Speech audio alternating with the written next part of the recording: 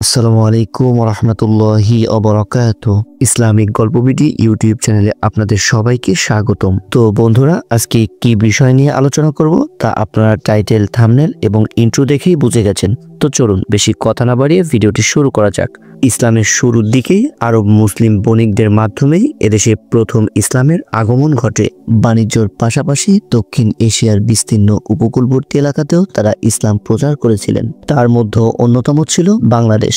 আমাদের প্রিয় নবী হযরত মুহাম্মদ সাল্লাল্লাহু আলাইহি ওয়াসাল্লামের চাচাতো মামা হযরত আবু ওয়াক্কাস ওয়াহিদ বিন মালিক সহ 4 জন সাহাবা বাংলাদেশের চট্টগ্রাম, কক্সবাজার ও মিয়ানমারের আরাকান এলাকায় ইসলাম প্রচারের জন্য এসেছিলেন। তারা এখান থেকে চীন পর্যন্ত ইসলাম প্রচার করেছিলেন।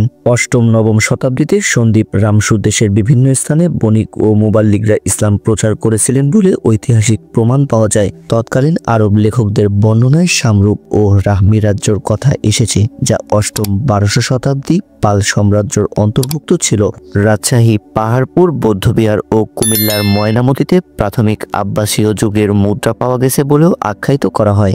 জানা গেছে লালমনিরহাটে 59 হিজরিতে নির্মিত একটি প্রাচীন মসজিদের ধ্বংসাবশেষ পাওয়া গেছে। ইসলাম প্রচারের কাজে এদেশে প্রচুর সংখ্যক আরব, ইরানি ও তুর্কি মুসলমান ও সুফি দরবেশের আবির্ভাব ঘটে। জানা যায় যে তারা ব্যাপকভাবে এদেশে বসতি স্থাপন করেন। তাদের বংশবৃদ্ধির মাধ্যমে পরবর্তীকালে বাংলাদেশের মুসলিমদের সংখ্যাগরিষ্ঠ হয়। তবে একথা পরিষ্কারভাবে বলা যায় যে এদেশের মুসলমানরা সবাই হিন্দুদের বংশধর নয়। হিন্দুদের মাঝখান থেকে যারা ইসলাম গ্রহণ করেছিলেন তাদের মধ্যে অনেকেই ছিলেন রাজ পরিবারের সদস্য।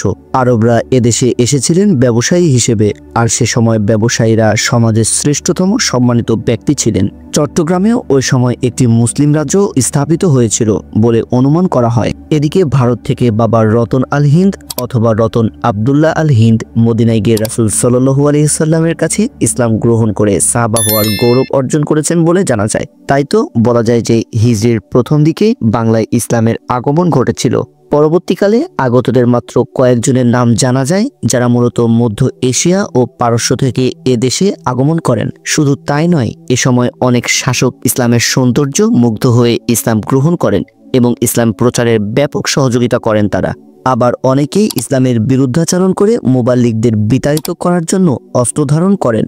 অনেক মুবাল্লিগ এ সময় তাদের হাতে প্রাণ হারান, যাদের মধ্যে বাবা আদম শাহীদের নাম উল্লেখযোগ্য। তারপরে অনেক সময় মুবাল্লিগ ও নও-মুসলিমরাও সশস্ত্র প্রতিরোধ গড়ে তোলে এসব রাজাদের বিরুদ্ধে জয়লাভ করেন। 1303 সালে বিখ্যাত শাহজালাল ইয়েমেনি রহমাতুল্লাহি আলাই 360 জন সঙ্গী সহ রণপ্রস্তুতি নিয়ে দিল্লি থেকে সিলেট আগমন করেছিলেন এবং অত্যাচারী রাজা গৌরগোবিন্দকে পরাজিত করেন। তার এই চরিত্র মাধুর্যে মুগ্ধ হয়ে বাংলার হাজার হাজার হিন্দু, বৌদ্ধ ইসলাম গ্রহণ করেছিলেন। সুবহানাল্লাহ। তো বন্ধুরা, এই ছিল আজকের আলোচনা। আজকের আলোচনা আপনাদের কেমন লাগলো অবশ্যই কমেন্ট বক্সে লিখে যাবেন। আর হ্যাঁ, এইরকম নিত্য নতুন ইসলামিক ভিডিও পেতে আমাদের এই ইসলামিক গল্পবিডি ইউটিউব চ্যানেলটি সাবস্ক্রাইব করে পাশে থাকা বেল আইকনটি ক্লিক করে দিবেন। তো আবারও দেখা হবে অন্য কোনো ভিডিওতে। সে পর্যন্ত আপনারা সকলেই ভালো থাকবেন।